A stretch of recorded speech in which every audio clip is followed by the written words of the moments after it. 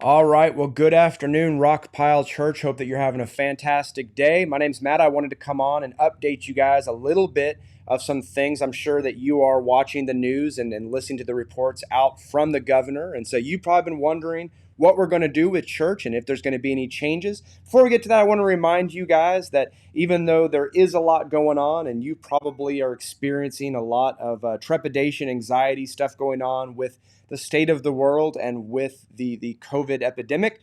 But just a reminder, 1 Peter 5:7 says that we cast all of our anxieties upon him because he cares for us. And so whatever you're specifically going through, because we know that even though we're all experiencing something right now, it's different for each one of us. No matter what it is, you can take that to God because it says bring all your anxieties. And it reminds us that God cares for us, that we are not alone. We have each other, we have the church, but also that God is always with us. And so just encouragement, take those things to God and believe that he has you in his arms. And so just a reminder, I know that's reassuring to me personally. Now, looking at the COVID numbers, we know that there has been an uptick. It was always going to be an uptick as things opened up a little bit, but the governor did state if things progressed a little too quickly, they were going to have to scale it back, and that's what we're seeing right now. He has released some reports today and yesterday saying there's going to be some different areas with businesses and that the reopening is going to be paused and that they're going to scale some things back. What does this mean for us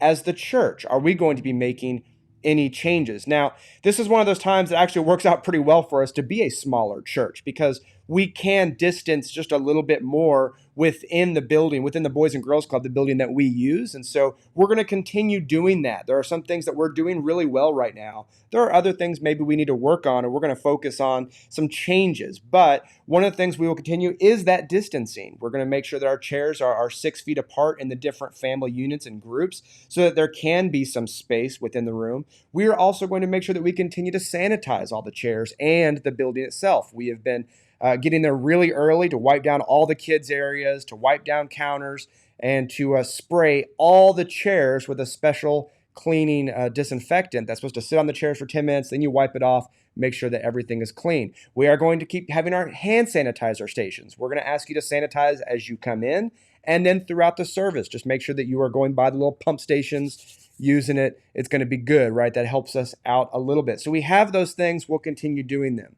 We are going to make sure that we're doing temp checks for all our volunteers. That is something we want to make sure that if you are coming to help set up or work with our kids, as you come in, we're going to hit you with the little Star Trek phaser thing and make sure that you don't have a fever so that you're not sick. And then if you are, we're going to ask that you go home and wait to make sure that you don't have COVID. And then we're also going to make sure that we are having masks available to you guys. Now, this is the hot topic right now. Everybody's got an opinion on these bad boys right here. And I've read the articles. You have seen it. Some saying that masks do the world of good. Some saying they do no good. Some saying that they make things worse. Guys, I've been looking at the same articles you have. And so we want to make sure that we are just going with whatever our best discernment is. Also talking to local health officials. And so our local health officials have stated that they believe masks are doing some good. And so even though this is not something we've required, we are going to have those available to you guys. And we're going to encourage you to wear masks. That is not something that we're going to be checking. It is not something we can really make sure that everybody does. But I want you who want to wear a mask to feel comfortable doing so, which is why this Sunday I will be wearing a mask again, just like I did that first Sunday back, right up until service starts. Now, it's hard to speak through a mask, but by then I'll be more separated out from you. But I want you to know that you can come and wear a mask and feel comfortable doing so.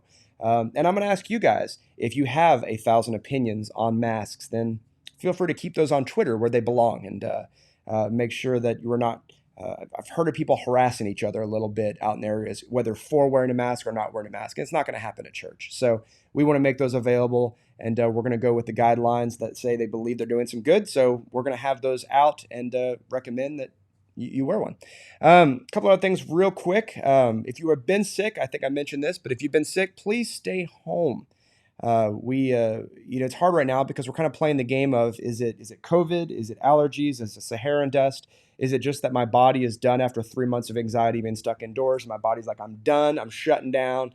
And we don't know what's causing maybe some of the physical stuff. But if there's a chance you could have COVID, you have a fever, you have some of the symptoms, the coughing, then please stay home, especially until you can get checked to make sure that you are free and clear. Also, if you are more health prone and maybe you are a little worried about your health with that, you're more at risk, if you will, then we are streaming our service still. We will make sure that you can watch it from home. We want to make sure that you still feel engaged at home. We have worked hard to make sure that our streaming service is quality so that you still feel like you're right there with us. So please don't feel pressured to come back into the building until you are ready and until you feel like we have passed a place where you are comfortable doing so. We are trying one thing new, and I'm really excited for this. We actually had one of our congregants came up with this idea and helped us design this a little bit, but she called and said, I am more at risk. I won't be back around the church for probably months now, but I miss everyone. Is there a way we can do any outdoor stuff where we can separate out? And so we actually rented pavilion number one. It's the pavilion that looks like the old Whataburger roof. It's kind of zigzag Charlie Brown t-shirt. Past the bathrooms at Johnson Park. We have rented that out during service every Sunday through the end of summer, and we're going to be streaming the service there. We're going to be using a projector, a screen. It's going to be very rudimentary.